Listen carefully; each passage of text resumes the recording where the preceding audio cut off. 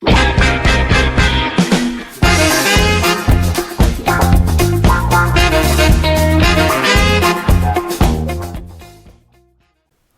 teman-teman semuanya, pada video kali ini kami di kelompok 4 akan menjelaskan judul proyek kami, yaitu penerapan entire arsitektur dalam perancangan sistem aplikasi keuangan berbasis website pada UKM Healthy Snack Batam. Anggota dari kelompok 4 sendiri terdiri dari Ricky Roynardson, Julianto, Ivan Susanto, Haryanto, Debitino, dan juga Andrian Muhammad Ramadan. Selanjutnya saya akan menjelaskan latar belakang dari proyek kami. Sebagai UKM yang telah menunjukkan pertumbuhan yang luar biasa di pasar makanan sehat lokal, UKM Healthy Snack Batam sendiri dihadapkan pada tantangan penting terkait manajemen keuangan yang masih dilakukan secara manual. Nah, meskipun telah meraih beberapa penghargaan bergengsi, proses pencatatan transaksi dan analisis keuangan yang terbatas menyebabkan keterbatasan dalam memahami kinerja keuangan secara menyeluruh. Hal ini menghambat kemampuan UKM untuk mengambil keputusan strategis yang tepat guna meningkatkan pertumbuhan dan kelangsungan bisnis di tengah persaingan pasar yang kompetitif. Nah, untuk mengatasi permasalahan tersebut, implementasi sistem aplikasi keuangan berbasis website menjadi solusi yang krusial. Nah, dengan adopsi teknologi ini diharapkan UKM Healthy Snack Batam dapat meningkatkan efisiensi, akurasi, dan keterandalan dalam pengelolaan keuangan. Dengan pemantauan real time atas pengeluaran, pendapatan, dan performa keuangan secara keseluruhan, diharapkan UKM dapat memperoleh wawasan mendalam dan data yang akurat, memungkinkan pengambilan keputusan yang lebih tepat guna untuk pertumbuhan dan kesinambungan di pasar yang semakin kompetitif. Selanjutnya akan dijelaskan oleh anggota saya yang lain. Baik, untuk selanjutnya saya akan menjelaskan terkait dengan project scope. Pertama, pendahuluan. Kami akan mengidentifikasi masalah utama terkait dengan manajemen keuangan yang dilakukan secara manual di UKM Healthy Snack Batam. Kami juga akan menjelaskan tujuan utama dari proyek implementasi sistem keuangan berbasis website ini kepada pihak UMKM.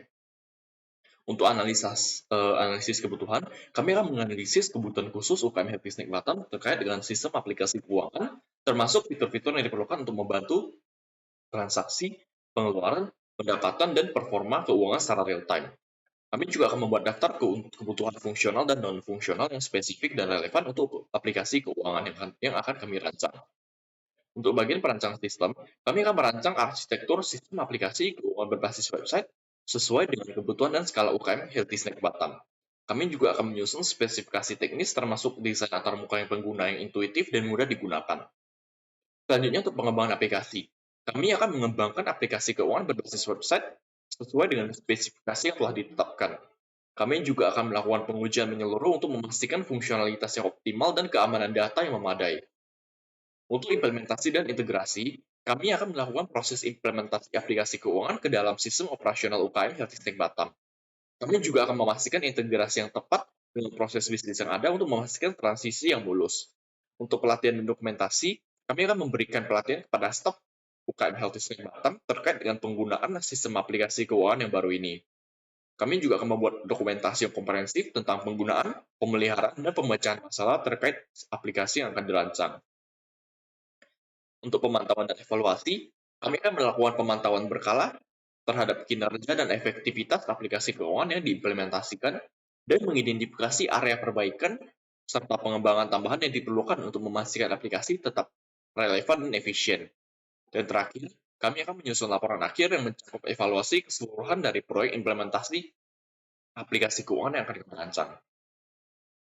Selanjutnya untuk proposed solution, yang pertama aplikasi keuangan terpadu. Kami akan mengimplementasikan sistem aplikasi keuangan terpadu yang mencakup modul pencatatan transaksi, pengeluaran, dan pendapatan untuk memastikan pencatatan yang akurat dan terintegrasi. Kami juga akan menyediakan antarmuka pengguna yang intuitif dan mudah digunakan untuk memungkinkan pemilik dan manajemen UKM untuk mengakses informasi keuangan secara real time. Untuk pemantauan kinerja keuangan, kami akan membangun fitur pemantauan kinerja keuangan yang komprehensif, termasuk laporan keuangan yang terstruktur secara rapi, yang memungkinkan pemantauan yang efektif terhadap arus kas, profitabilitas, dan kesehatan keuangan secara keseluruhan. Untuk integrasi dan penjualan dan persediaan, kami akan mengintegrasikan sistem keuangan dengan sistem penjualan dan persediaan untuk memastikan informasi yang akurat dan terkini terkait dengan stok barang, penjualan, dan permintaan pelanggan. Selanjutnya untuk analisis data yang mendalam, kami akan memperkenalkan kemampuan analisis data yang mendalam melalui aplikasi keuangan untuk memahami tren penjualan, margin keuntungan, dan preferensi pelanggan yang dapat membantu dalam pengambilan keputusan yang strategis. Untuk keamanan data yang kuat, kami akan memastikan keamanan data yang kuat melalui penggunaan protokol enkripsi dan tindakan keamanan data lainnya untuk melindungi informasi keuangan UKM dari ancaman cyber. Untuk pelatihan dan dukungan, kami akan menyelenggarakan pelatihan yang komprehensif bagi staf terkait dengan tentang penggunaan dan manajemen aplikasi keuangan yang dirancang, serta memberikan dukungan teknis yang diperlukan untuk memastikan pengamanan yang dalam dan penggunaan yang efektif. Untuk skalabilitas dan fleksibilitas, kami akan membangun sistem aplikasi yang dapat diskalakan sesuai dengan pertumbuhan UKM dan fleksibel untuk menyesuaikan dengan perubahan bisnis yang mungkin terjadi di masa depan. Dan untuk pemeliharaan dan berkelanjutan, kami menyediakan rencana pemeliharaan rutin dan pengembangan berkelanjutan untuk memastikan bahwa aplikasi tetap up-to-date dengan teknologi terbaru dan kebutuhan bisnis yang berkembang. Baik, sebelumnya mungkin di sini saya akan menjelaskan sedikit tentang DFD atau Data Flow Diagram, yang dimana ini merupakan DFD usulan dari kelompok kita. Yang pertama itu kita bisa lihat dari konsumen atau entitas eksternal. Ya, entitas eksternal ini misalkan kita memesan ke penjualan, lalu nanti otomatis faktur penjualan akan kembali lagi ke konsumen. Dari faktur penjualan juga di sini ada data store. Data store faktur penjualan ini akan menginput info faktur ke penjualan, lalu penjualan akan memprosesnya ke data pemesanan. Lalu dari faktur penjualan juga akan membuat info penjualan pada pembuat laporan. Yang dimana selanjutnya di sini ada faktur barang. Faktur barang di sini bisa memproses ke penjualan dari info data pesanan. Lalu selanjutnya dari faktur barang juga kita bisa lihat dari dia melakukan proses juga ke info order pembelian, di mana di sini ada pengolahan barang. Nah, ya, dari pengolahan barang juga kita bisa lihat nanti balik lagi ke faktur barang atau barang masuk. Yang selanjutnya kita bisa lihat dari supplier. Supplier ini kita bisa mendata barang masuk dan juga permintaan barang. Lalu ada pembuat laporan, di mana pembuat laporan ini menyediakan informasi tentang persediaan barang dan pembelian barang. Untuk selanjutnya juga mungkin ini adalah dari pembuat laporan ini oleh admin. Di sana ada laporan stok barang, laporan penjualan, dan juga laporan pembelian. Mungkin ini contoh di FD usulan level 1 mungkin dari kelompok kami. Mungkin cukup sekian. Bentar, di sini saya akan menjelaskan terlebih dahulu yaitu tentang DFD. DFD adalah tujuannya dibuat untuk pada sistem menggambarkan fungsi-fungsi yang akan kita jalankan pada suatu sistem. Fungsi juga sebagai alat pemodelan yang memungkinkan profesional sistem yang digunakan untuk menggambarkan sistem sebagai jaringan proses fungsional yang dihubungkan satu sama lain melalui alur data. Nah, jadi mungkin ini saya jelaskan DFD level 1 saja. Halo semuanya, selamat malam. Di sini saya akan membahas tentang ERP. Bisa kita lihat di sini kita memiliki 9 tema, yaitu Research, Product Sales, Purchase, Inventories, Sales, Journals, Product Categories, dan terakhir Chart of Accounts. Oke, kita mulai dari bagian User. User memiliki ID yang merupakan public key, name, email yang dibuat menjadi unik, dan password. Oke, kita lanjut di bagian Purchase, di mana Purchase memiliki ID yang merupakan public key, Inventory merupakan foreign key, amount, total, dan journal ini merupakan foreign key. Nah, bisa kita lihat di sini inventory itu memiliki hubungan di ID di bagian inventory. Nah, di mana sini relasinya adalah one to one, di mana inventory ini memiliki ID yang merupakan public key, name, dan quantity. Nah, bisa kita lanjut di bagian sini, di journal ini memiliki hubungan dengan journal, di mana sini relasinya adalah one to one, di mana journal ini memiliki ID yang merupakan public key, sewa ID yang memiliki foreign key, debit, dan kredit. Nah, di sini kita melihat jurnal ini memiliki hubungan di chart of focus, di mana relasinya adalah one to many, di mana chart of focus ini memiliki ID merupakan public key, name, type, dan financial statement. Oke, kita lanjut ke bagian sales, di mana sales ini memiliki ID yang merupakan public key, journal ID yang merupakan foreign key, invoice number yang disetting menjadi unik, total, dan credit. Nah, bisa kita lihat di sini journal ID ini memiliki relasi di bagian journal, di mana relasinya ini adalah one to one. Oke, kita lanjut. Di sini ID ada hubungan di bagian product sales, di mana relasinya adalah one to many. Bisa kita lihat di sini ID product sales memiliki ID yang merupakan foreign key. Bisa kita lihat di sini product sales memiliki ID yang merupakan public key, sales ID yang merupakan foreign key, kamu ada product ID yang berupa foreign key. Nah, bisa kita lihat di sini, product ID ini memiliki hubungan di bagian di sini, bagian ID products, di mana di sini relasinya adalah one to one, di mana products memiliki ID yang merupakan memiliki name, price, image, stocks, dan kategori ID merupakan foreign key. Nah, bisa kita lihat di sini kategori ID ini memiliki hubungan di bagian di sini, di mana relasinya adalah one to many, di mana pada kategori ini memiliki ID yang berupa pemberi key dan name. Oke, sekian dari presentasi saya. Selanjutnya akan dibahas oleh personil selanjutnya. Baik, ini adalah bentuk mapping kami. Yang pertama ada users dengan isinya ID, name, email, dan password. ID sebagai primary key. Dan juga ada products, ada ID, name, price, image, stock, dan kategori ID. ID sebagai primary key dan kategori ID sebagai foreign key yang berasal dari produk kategoris punya ID. Product sales ada ID, ada sell ID, ada amount, ada product ID.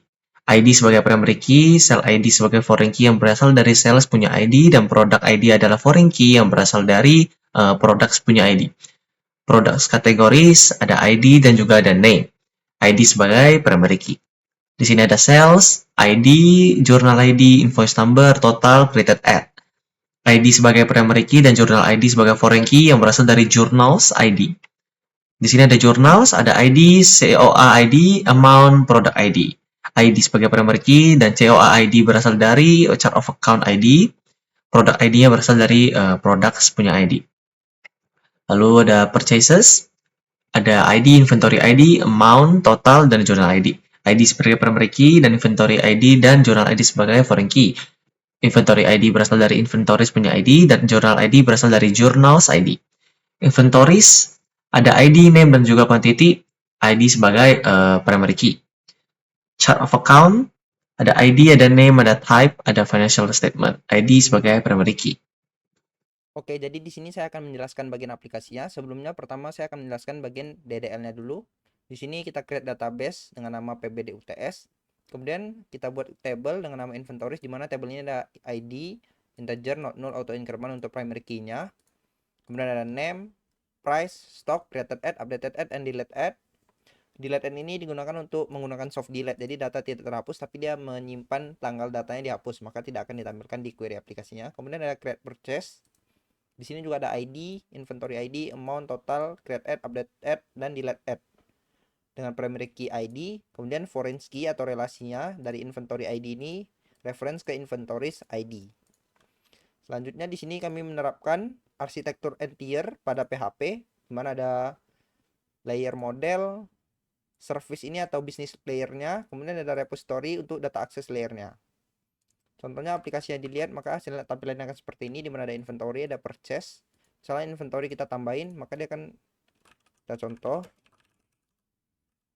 10.000. Maka datanya akan tersimpan, di mana di bagian ini dia pertama dari view-nya dia akan memanggil inventory service create, di mana inventory service create ini dari sini dia akan memanggil inventory repository atau data aksesnya dan mengirimkan parameter nama dan harga yang di input dari tampilannya inventory repository, maka dia akan panggil store. Di sini kan dia panggil store di repository store, itu dia akan menjalankan query insert. Kemudian di sini menerapkan transaction. Jika insertnya ini gagal, maka dia akan rollback transactionnya, maka datanya tidak akan ke input. Contoh selanjutnya itu ada di bagian purchase. Jika kita tambahkan misalnya tepung terigu kita beli 10, maka dia akan menghitung total harganya 10 dari harga barang tepung terigu tersebut yang di inventory. Maka dan juga di quantity di inventory dia akan nambah. Karena di purchase itu dia akan menambahkan stok inventory-nya. Di bagian ini dia akan memanggil create, memanggil repository store, di mana di bagian store-nya itu menerapkan transaction ke table lain. Contohnya di sini ada pertama get inventory dan menghitung totalnya dari data inventory-nya, harganya dikali dengan amount yang di input. Setelah itu dia akan menambahkan stok di inventory-nya dengan update. Kemudian setelah itu maka data purchase-nya akan di-save ke table purchase. Nah, di sini menerapkan transaction. Jika salah satu dari ketiga aksi ini ada yang gagal, maka data purchase ini nggak akan kesimpan atau data yang ini tidak akan terexecute. Karena di sini jika gagal dia akan rollback. Jadi demikian presentasi dari kelompok kami. Kiranya ada kesalahan kami mohon maaf. Terima kasih.